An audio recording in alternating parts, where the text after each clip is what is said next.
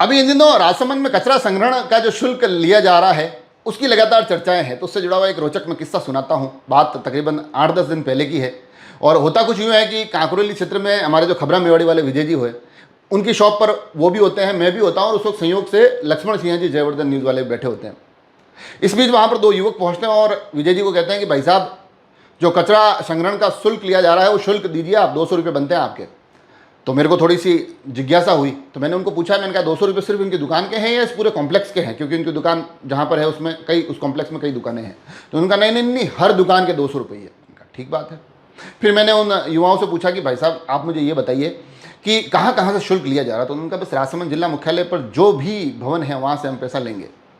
तो मैंने कहा अच्छा, तो फिर आप नगर परिषद, जिला कलेक्ट्री परिसर, पुलिस अधीक्षक कार्यालय, जिला परिषद और तमाम जो अलग सरकारी भवन हैं उनसे भी पैसे लेंगे।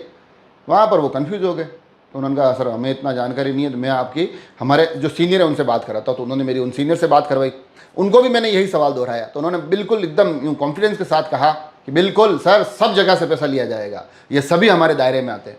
तो मैंने उनको कहा, मैंने कहा फिर आप शुरुआत ही गलत कर रहे हो। आप क्यों घर घर घूम रहे हो, क्यों दुकान दुकान घूम रहे हो? आप सबसे पहले जाओ नगर परिषद की रसीद फाड़ो। इतनी बड़ी नगर परिषद, एक छोटी सी दुकान का 200 ले रहे हो, इतनी बड़ी नगर परिषद का क्या शुल्क होना चाहिए वो आप तय कर लीजिए और उसकी रसीद बनाइए। पुरानी नगर परिषद जो बनी हुई थी वहाँ का वो शुल्क लीजिए। जिला कलेक्ट्री परिसर, उसके इतने सारे कमरे, सभी का शुल्क लीजिए। पुलिस अधीक्षक कार्यालय का शुल्क लीजिए। अलग अलग सरकारी भवनों के साथ क्यों नहीं, जो राजनीतिक जनप्रतिनिधियों के कक्ष है, फिर चाहे उसमें जिला कलेक्ट्री परिसर में जो सांसद कार्यालय है या फिर जो जन सुनवाई केंद्र है वहाँ पर विधायक कार्यालय है, उनके भी शुल्क लीजिए। और जब आप इन सभी से पैसे ले लेंगे तो फिर मुझे बताना, मैं एक बढ़िया खबर बनूंगा कि इन सभी ने पैसे दे दिए हैं। तो लोगों को लगेगा कि जब ये इन सारों ने दे दिए हैं तो हमको देने में कहाँ जोर आ रहा है। तो मैंने कहा सर शुरुआत वहाँ से कीजिए, ताकि आपके जो घर घर गली गली बच्चे घूम रहे हैं इनको बहुत सारे सवालों का सामना नहीं करना पड़े। तो उन्होंने कहा कि बिल्कुल सर, अब यही करेंगे। तो मैंने उनको ये बात बीते शुक्रवार या शनिवार, जब भी 8-10 दिन पहले जो भी आया था उस वक्त की थी। तो मैंने कहा सर आप 2-3 दिन में ये सब कलेक्ट करके मेरे को सोमवार को बता दीजिएगा। तो सोम से आज शनि हो गया है, मतलब तकरीबन 5-6 दिन बीत गए हैं। उन सर का, उन जो युवक आए थे उनका कोई फ़ोन आया नहीं है। तो मुझे अभी तक पता नहीं है कि उन्होंने उन सारी संस्थाओं से शुल्क लिया या नहीं लिया।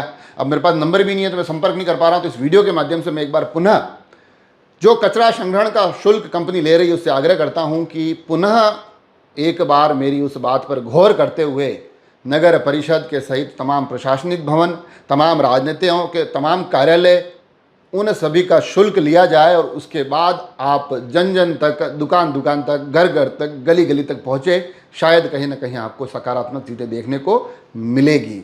ये उल्टी गंगा बहाना बंद करिए। गंगा जहाँ से निकलनी चाहिए वहीं से निकालिए।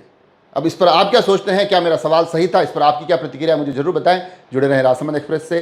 धन्यवाद।